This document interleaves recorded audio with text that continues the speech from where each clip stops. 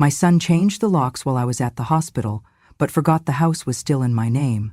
The next time he came home, a new family was living there. I stood in front of the house I had lived in for over 35 years, the one I'd scrubbed clean, painted twice, paid off down to the last cent. But today, the key didn't fit. At first, I thought it was just my fingers trembling. The hospital had released me only a few hours earlier. My right hip still ached from the fall, and the pain meds hadn't quite kicked in. I shifted my weight, tried the key again.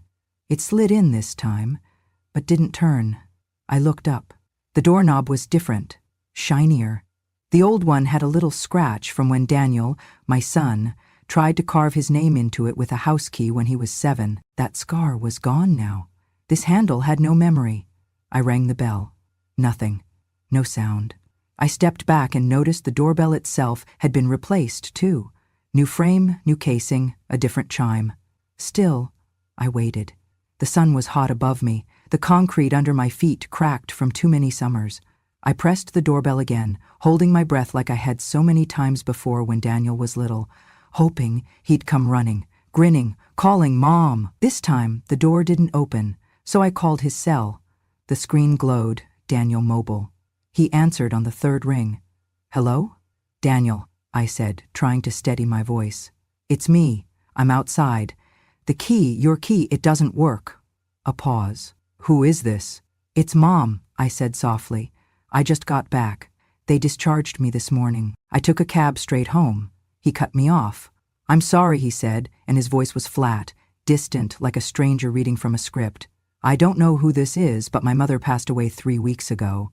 My knees buckled slightly. I gripped the iron gate for support. Daniel, what are you saying? Silence. Then, whoever you are, pretending to be her, it's sick. You need help. I could hear someone in the background, a woman's voice, muffled, then sharp. Hang up! Don't engage. I don't know what game you're playing, Daniel said, colder now, but don't call this number again. And then he hung up.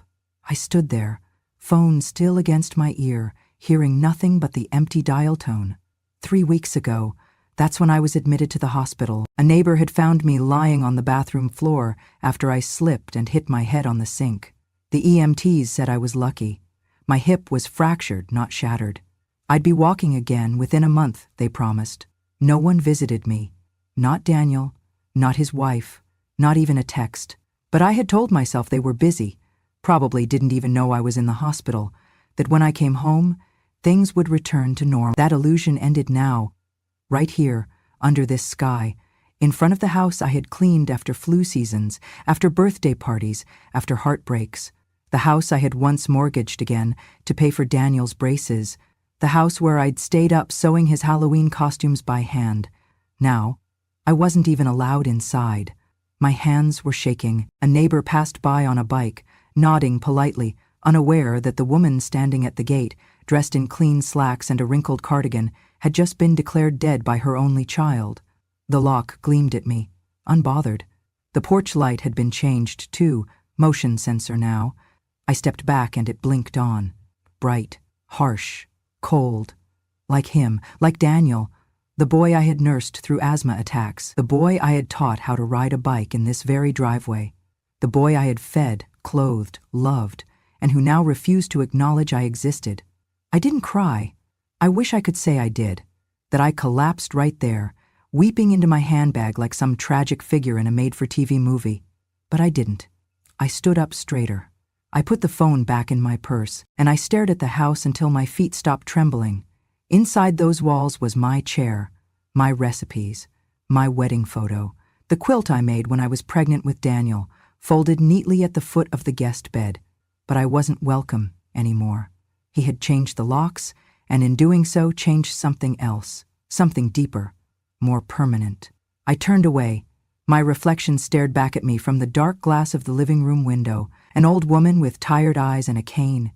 Someone forgotten, someone erased. I took a slow breath and walked back to the curb, not knowing yet that this moment wasn't the end. It was the beginning. 2 hours. That's how long I stood in the sun-drenched corner of the parking lot outside his office building, my cane balanced against the curb, my purse held tight against my chest like a shield. I had called the front desk to ask if Daniel was in. They said he was in meetings. I waited anyway. I could have left, I should have. But I needed to see his face. I needed to believe that the voice on the phone wasn't his, that there had been a mistake, that once he saw me, he'd run toward me, arms open, horrified by what he'd said. But when the glass doors slid open and he stepped out, the illusion cracked. He was laughing, wearing a navy blazer, phone in hand, beside his wife, Melissa. They looked polished, confident, unbothered. I straightened up, smoothed my blouse. My heart pounded against my ribs like it was trying to break free. He spotted me. His eyes narrowed. The laughter died. Melissa saw me next. Her lips pursed into a tight, annoyed line. Daniel's steps slowed, then stopped. His brows furrowed, but not with concern, with calculation. "Mom," he said, walking closer. But his voice wasn't warm. It was wary. I smiled, just a little. "Daniel, I need to talk to you. Just a moment. Please." He sighed. People were coming and going around us. Suits, clipboards, lattes. None of them noticed the mother, standing there clinging to her dignity. "Mom," he said louder now, "you can't just show up like this. You're making a scene." I blinked. "Daniel, I just came back from the hospital. The door was locked. You changed the locks. I don't understand. Why would you do that?" He looked away for a second, jaw clenched. Melissa stepped forward. "The house is ours now," she said crisply. "You weren't living there anymore. We needed the space." "Space?" I repeated. "Melissa, I was gone for 3 weeks because I broke my hip. That house? It's still my—" Daniel cut in, his voice low but firm. "Mom, let's not do this here." "Then where?" I asked. "Where can I talk to my own son?" He glanced over his shoulder. A few coworkers were watching now. Then, softly, he said, "You don't live there anymore. That's our family home now. You should think about finding a place that suits your situation better." I stared at him. "My situation? You're older, Mom. You need care. You can't keep living on your own." Melissa chimed in, crossing her arms. "We've been researching assisted living, some really nice places. You'll have your own space, meals, activities." My lips trembled. "You mean a nursing home?" Daniel rubbed his temples. "It's not like that." Tears welled in my eyes. "Daniel, I built that house. I paid the mortgage. I painted the walls. I planted every single rosebush in that yard. You took your first steps in that living room. That's the only home I've ever known." He stared at me for a long moment, then looked down at his watch like I was a burden on his time. "Mom," he said, voice hardening, "don't make this ugly. Just let it go. Move on." My throat tightened. "I'm your mother, Daniel. Your real mother. Flesh and blood. How could you do this to me?" He laughed. It was dry, sharp, cruel. "Let's be real," he said coldly. "You're just some old woman now, a liability. You want the truth? You're a leech. You drain people. I'm done pretending you're still useful." The words hit like a fist. Melissa didn't even flinch. She folded her arms tighter. "You've got 2 options," he said, stepping forward now, close enough for me to see the disgust in his eyes. "1, you go to a home quietly. 2, I'll have you committed. You want to talk about that fall in the bathroom?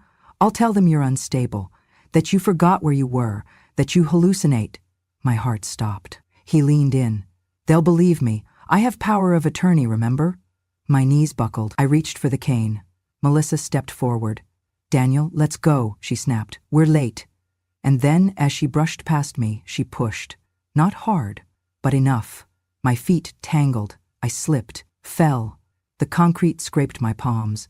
My purse flew open, papers scattering onto the ground. My cane clattered next to the car tire. Daniel didn't move. Melissa didn't look back. No one helped me up. I lay there, staring at the sky, blue, perfect, mocking, wondering how I had ever called that man my son. People say your children are your legacy. That day, mine tried to erase me.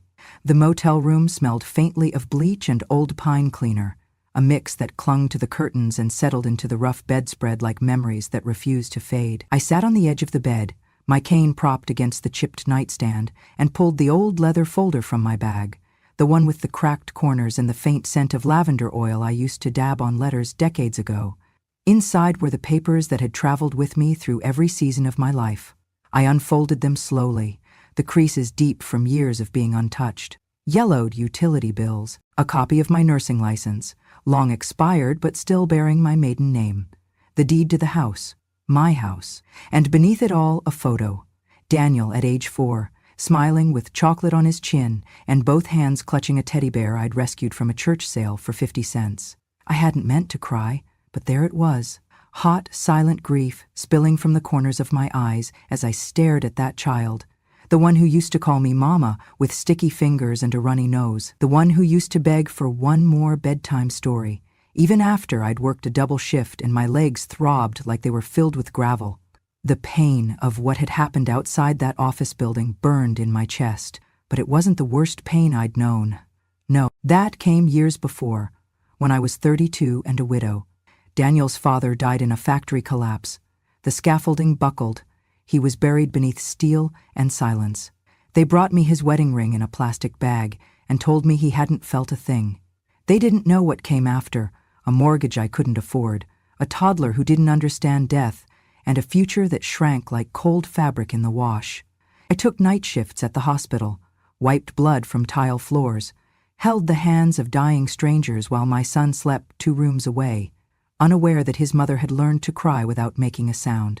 There were months I lived on canned beans and instant coffee so Daniel could have new shoes for school. Years I patched the same winter coat until the lining was more thread than fabric.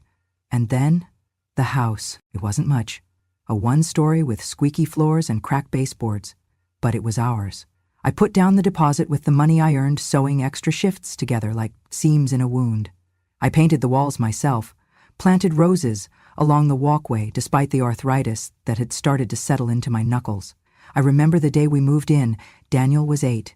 He ran from room to room, shouting, "Is this one mine?" Like he couldn't believe he'd get his own door, his own window, his own place to dream. I didn't tell him we'd have to eat oatmeal for dinner for the next 6 weeks just to afford the first mortgage payment. That house was more than bricks. It was a promise, a testament, a shrine to everything I'd survived. When Daniel graduated high school, we took a photo on the front porch. I wore a blue dress I'd found on sale, and he wore the same crooked tie he'd worn to his first dance. He hugged me tight, looked me in the eye, and said, "You're the reason I got here, Mom. You're my rock, my heart. This house, it's because of you." I believed him. Even on his wedding day, when Melissa's family took every front row seat and left me in the 3rd row beside the punch bowl, I still told myself it was love, that he was just overwhelmed, that he'd come back to me. I held on to that belief, like a candle in the wind, until he changed the locks, until he told the world I was dead, until he watched me fall and didn't lift a finger. I stared at the folder in my lap, at the deed with my name on it, and wondered how something that felt so permanent could become so fragile, how a son who once ran to me crying when he scraped his knee now looked at me like I was a burden too heavy to carry, how a woman who gave everything could become invisible. 30 years of silence, of sacrifice, of saying yes when I should have said no. And now I was a ghost outside my own home. My fingers traced the edge of the photo again. Daniel, the boy with the gummy smile, the boy who made me believe I could be more than my grief, the boy who once whispered, "I love you more than the stars." That boy was gone. In his place stood a man who called me dead, who watched his wife push me and did nothing, who stood on a foundation I had poured with my own hands and dared to claim it as his. I folded the papers back into the folder, stood slowly and looked around the motel room. Nothing here was mine, but at least I knew what was. That house was still mine. And it was time they remembered that. It was a quiet morning, too quiet, the kind where you can hear the sigh of the walls and the groan of your own thoughts. I stood in front of the small fireproof box I had dragged out from the bottom of the motel closet, my fingers trembling not from age, but from purpose. The key was still tucked inside the lining of my purse, the same purse I'd carried to every hospital shift, every PTA meeting, every funeral and graduation. I turned the lock slowly, let the click echo in the room like a drumbeat. Inside, beneath a stack of expired IDs and my wedding ring wrapped in velvet, was the red folder, the deed, my name, in ink that had not faded, Margaret Langley, sole proprietor. No sign nods, no transfers, no trusts. The house, the one I had bled for, sacrificed for, built a life inside, was still mine. Legally. Entirely. I sat down at the tiny motel desk, the one with the chipped edge and the fake wood grain, and I opened my laptop. I hadn't used it since before the fall, but the muscle memory was still there. Username, password, log in. I searched for the name I remembered from years ago, Kelsey Tran-esque. She had been a bright young paralegal fresh out of school when I met her. Her grandmother had been one of my patients. Back then, she'd brought me tea during overnight shifts. Now, she was a practicing attorney with her own small office downtown. I sent her a message with a subject line that read, "Urgent, property rights." She called within the hour. "Ms. Langley?" she asked, voice still calm and warm. "Is everything all right?" I told her everything. Not all the feelings, not yet, but the facts. She didn't gasp. She didn't say, "How could a son do that?" She just asked for the address, the dates, the paperwork. And then she said, "Come in tomorrow. We'll fix this." The next day I walked into her office with the red folder under my arm. She looked older, yes, but still sharp, still kind. She reviewed the deed, scanned the title records, and looked up at me. "Margaret, the house is yours," she said. "Every legal document confirms it.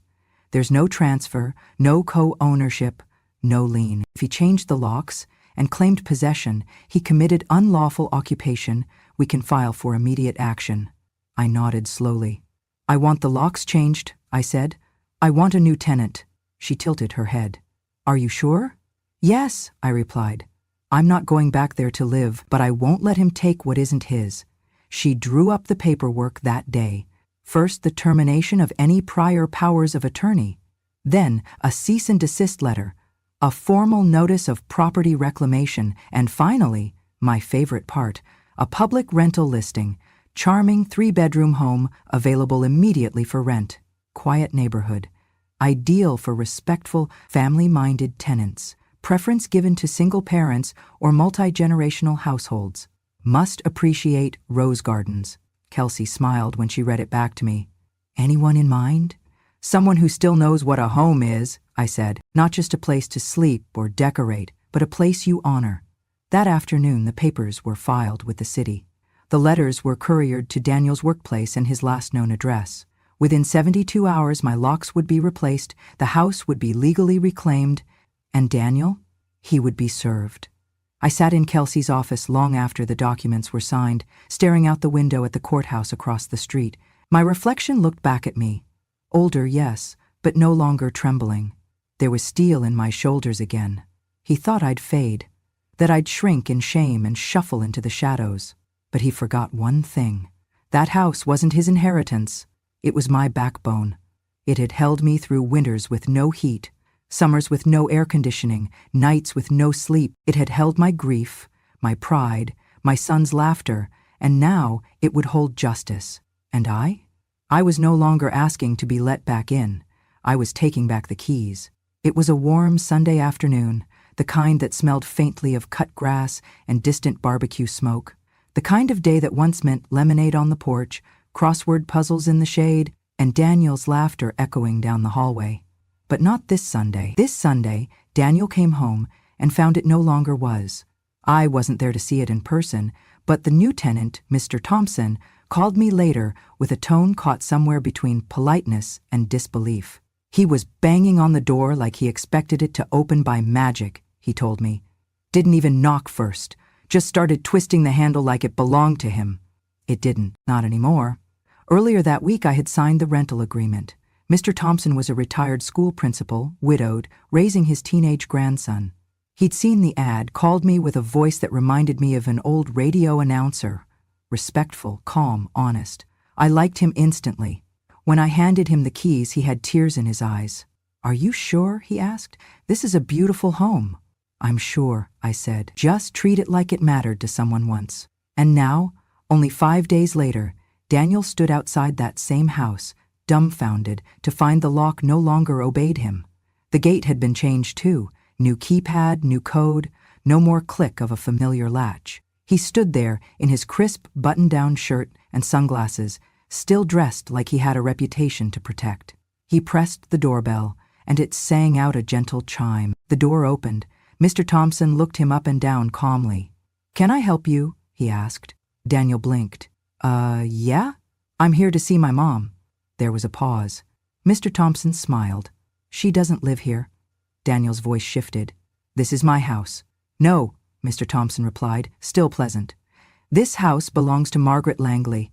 I'm her tenant, and you are—" There was something delicious in the pause that followed. "I'm her son," Daniel snapped. "She's confused.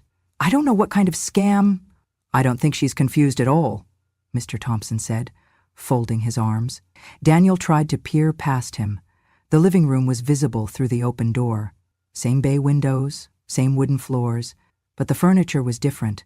The curtains were new, and still, in the corner, stood the upright piano I had refused to part with, even when we couldn't afford electricity.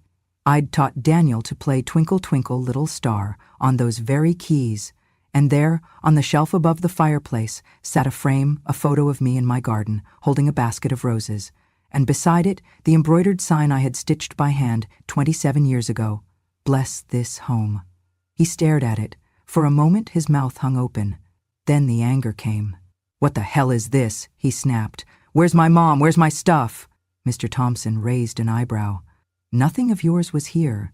Not when I moved in. You can't just— She can't just. This is illegal." Mr. Thompson stepped outside now, closing the door gently behind him. "Son," he said with a voice that didn't rise, "you may want to talk to a lawyer before you start shouting on someone else's porch." Daniel fumed. "She's insane," he muttered. "She's old, she's confused, she's the legal owner," Mr. Thompson cut in, "and from what I understand, she's sharper than you think." Daniel stood there, deflated, his pride leaking out with every breath. I imagined the scene as he finally turned away. No key to twist, no door to push open, no welcome waiting on the other side. Just the sound of his own footsteps echoing on the sidewalk that used to lead him home. But now it led nowhere. And inside, a new family was settling in. A man who watered the roses, a grandson who played the same piano Daniel once had, a house that still whispered memories, but to someone who listened. That evening, I sat in my small apartment with a cup of tea and my feet tucked beneath an old quilt. My phone buzzed once. A message. From Daniel. Went by the house. "What the hell is going on, Mom?" I didn't reply. Not because I was angry, but because I didn't owe him an answer. He had made his decision the day he changed the locks. Today, I simply returned the favor. The first message came at 6:42. I saw the screen light up beside my bed before I even opened my eyes. I didn't need to read the name. I knew who it was. "Mom, I'm sorry." I stared at the words for a moment, thumb hovering over the screen, then set the phone back down. No reply. By noon there were 3 more. "I didn't know the house was still in your name." "We thought the paperwork was already switched over." "It was Melissa's idea. She pushed for it. I just went along with it." Blame, scattered and vague like a child spilling a glass of milk and pointing at the wind. I sat at the window with my tea, watching a pigeon hop along the edge of the courtyard. It pecked at crumbs and twitched at shadows. I thought about how many times I had watched Daniel do the same as a boy. Dart from corner to corner of our kitchen, tugging on my apron, asking for, "Just one more cookie, Mom, please." That boy was gone. By evening, my phone buzzed again. "We're having a hard time, okay? Melissa's job isn't stable. Rent is high. The baby's been sick. We need that house." There it was. Need. Not love, not remorse, not, "How are you?" Just need. I placed the phone face down and returned to my crossword puzzle. 6 letters, starts with V, means unspoken pain. I smiled. Vacant. Fitting. 2 days later, a bouquet arrived at my door. White lilies. My least favorite flower. Too funereal, too self-important. No note, no name. I left it outside. By dusk, the petals began to brown. The next message was longer, 7 lines in total. I was scared. You being in the hospital, it shook me. I didn't know if you'd make it. Melissa thought it would be better to move on. We didn't mean to hurt you. Please, can we talk? Please, Mom. I read it twice, then deleted it. My silence wasn't cruelty, it was clarity. For years I had answered every call, every favor, every half-hearted invitation. I had shown up to baby showers, mailed checks on birthdays, pretended not to notice when they seated me at the far table or forgot to list my name on the announcement.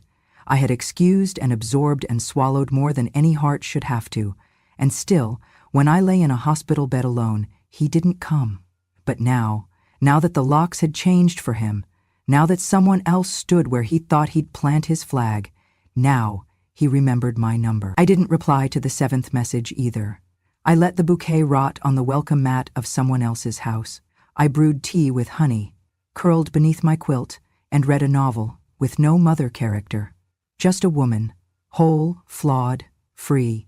At some point that night, my phone buzzed one last time. Just tell me what I need to do to fix this. But there are some things silence answers better than words, and some wounds that close, not because they were mended, but because they were no longer open. He came on a Tuesday. The knock was hesitant, 3 short taps, followed by silence. Not the kind of knock Daniel used to make as a boy when he forgot his keys and knew I'd be waiting just behind the door with a smile and a towel for his wet hair. This knock was older, heavier, ashamed. I opened the door and there he stood, my son. Hands in his pockets, shirt wrinkled, hair uncombed. He looked like someone who hadn't been sleeping well, not that I asked. "Mom," he said, eyes downcast. "Can I come in?" I didn't move, didn't answer. He took that as permission and stepped inside. My apartment wasn't much, a simple 2-room space with second-hand furniture, thrift store curtains, and a tea kettle that sang when it boiled. But it was mine. Every item had been chosen because it comforted me, not because it fit someone else's taste. He looked around like he was seeing me for the first time. "This place is..." He trailed off. "Small? Modest? Beneath you?" He didn't finish. Instead, he sat down at the edge of the armchair, like a man waiting in a clinic. Back straight, eyes tired, words rehearsed. "Melissa doesn't know I'm here," he said. I raised an eyebrow. "She doesn't know I changed the locks," he added. "She thought you gave us the house. I let her believe that." Of course he did. He leaned forward, elbows on knees. "I panicked," he said. "You were in the hospital and I thought, what if you didn't make it? We'd be stuck. No will, no deed, no plan. She was pressing me. I was scared. Scared. That was the word he chose. Not cruel, not selfish, just scared." He looked up at me, waiting for something, pity maybe, a softening. Instead, I walked to the drawer by the kitchen and pulled out a single sheet of paper. I handed it to him. He stared at it. His face changed. It was a photocopy of the 5-year lease I'd signed with Mr. Thompson. Dates, terms, initials, everything legal and binding. "Effective immediately," I said softly. "The house is no longer available for family use." He blinked. "So? That's it?" "That's it." He looked down again, jaw clenching. "I thought maybe you'd..." "Let me explain." "You just did." He folded the paper in half, then again. His hands were shaking. "I didn't mean for it to go this far," he said. "I thought I was doing what needed to be done." I nodded once. He looked up. "That's all?" he asked. I met his gaze. My voice was calm, steady. "You said it once," I told him, "that I was your home, that everything you were started with me." He didn't deny it. "Well," I continued, "you've made your own home now, one where I don't belong. And that's fine. But you don't get to come back just because it's convenient." He opened his mouth, closed it. I walked to the door. He stood slowly as if the weight of his choices had finally caught up with him. At the threshold he turned. "You're really not going to forgive me?" I didn't smile, didn't frown. "I already have," I said. "But that doesn't mean I'm coming back." He nodded. Just once. A small, resigned motion, the kind people make when they realize the fight is over and they lost. He stepped outside, paused. Then I said it, quiet but clear. "I used to be the house you came home to, Daniel. Now I'm just the landlord." And then I closed the door, not in anger, not in hate, but in peace. Because for the first time in my life, I wasn't waiting on the other side. The smell of garlic and rosemary drifted through the little apartment like a memory I chose to keep. The table was set with mismatched plates and napkins folded into triangles. A simple blue tablecloth draped across it, the one with tiny sunflowers stitched in each corner. I had found it in a thrift shop the week before, and bought it for no other reason than that it made me smile. Tonight was dinner. Not a celebration, not a holiday, just a night I chose. 6 guests, all women, all over 60, all survivors of one kind or another. There was Helen, who'd once been forced out of her daughter's house when she became too much work.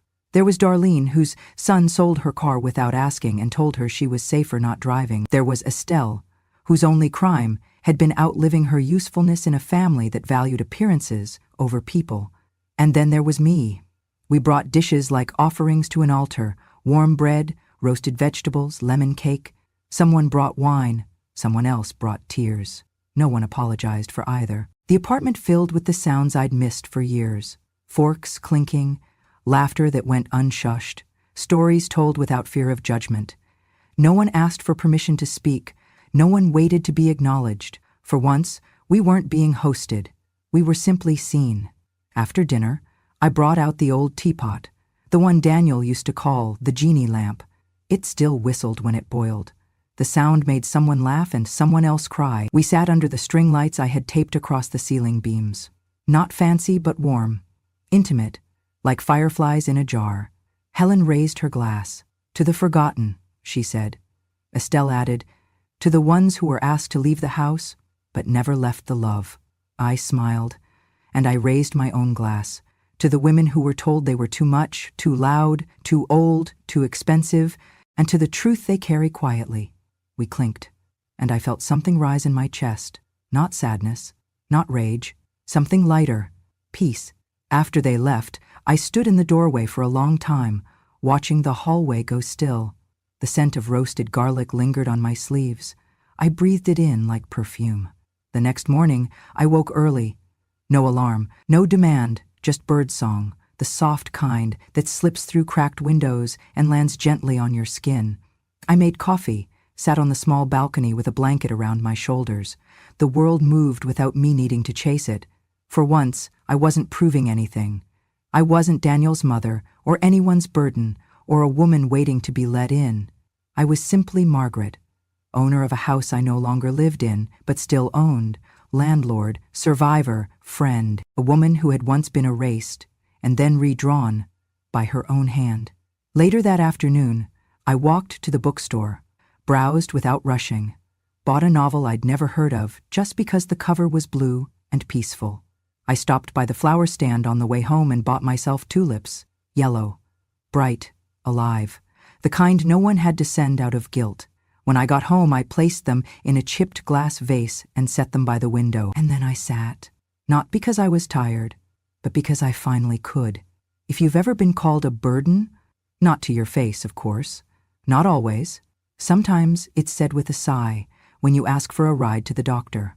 Sometimes it's in the silence when your birthday goes unmentioned. Sometimes it's the way your chair is the only one without a cushion at the family table. Sometimes it's just how they look at you when you forget something twice. If you've ever stood in the doorway of a home you built, brick by brick, choice by painful choice, and felt like a stranger in it, if you've ever walked past a hallway filled with photos of people you raised and not one of them includes you anymore, if you've ever held your tongue so long that it began to bleed into your chest and you called it peace because no one else wanted to hear the truth, then this story was for you. This story was not just about a house. It was about a woman. A woman who gave and gave and gave until they forgot she had anything left to take. Until they started treating her like the floor beneath their feet. Solid, silent, stepped on. Expected to hold the weight and never complain when it cracked. They thought she'd vanish. But here's what they didn't understand. A woman who has nothing left to lose, has nothing left to fear, a mother who's been cast aside, becomes a force of reckoning when she finally turns around and sees what she's been carrying, and a grandmother who's been quiet too long will speak with the power of every moment she stayed silent just to keep the peace. So if they ever made you feel like you didn't matter anymore, if they ever told you, outright or in subtle ways, that your time had passed, that you should sit down, hush up, fade out, let me remind you, you are not invisible. You are not the background of anyone's story. You are not just a support beam for someone else's success. You are not a faded photograph on the mantle. You are not a leftover. You are not a mistake. You are the reason the house stood as long as it did. You are the one who paid the bills while they slept. You are the one who stayed up when they were sick and clapped when they were proud and forgave when they forgot. You have the right to say no. You don't have to accept the scraps. You don't have to smile through the insult just to keep the invitation. You don't have to be grateful for being tolerated. You don't owe them your silence. You don't owe anyone the version of you that gave and got nothing back. You have the right to take back what was always yours.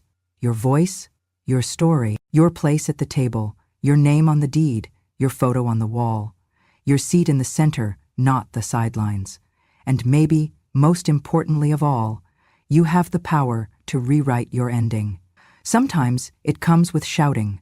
Sometimes it comes with a set of new keys, a lease agreement, a pot of tea, a dinner table full of people who choose you, not because they're obligated, but because they see you. Sometimes revenge is peace. Sometimes it's a locked door. Sometimes it's an unlocked heart. And sometimes it's simply choosing yourself after everyone else forgot to. So if this story reached you, if it made your throat ache or your eyes burn, if it reminded you of something you've been too tired to remember, then you are not alone. Not anymore. Because here at Grandma True Stories, we don't tell tales for pity. We tell them for clarity, for justice, for the women who built empires out of empty pockets and were paid back with silence. Here, we remember. We remember every comment they thought we didn't hear, every favor they forgot we gave, every birthday they skipped, every hospital stay they ignored. We remember. And now we speak. So if you have a story like mine, even just a small one, if your voice has been buried under years of doing the right thing for the wrong people, then it's time. Time to speak, time to rise, time to be heard. Subscribe to Grandma True Stories, where the quietest women in the room finally say what needed to be said. And may you never again sit in the kitchen, unless it's by choice, unless it's your kitchen, and unless your name is still on the deed. Welcome home.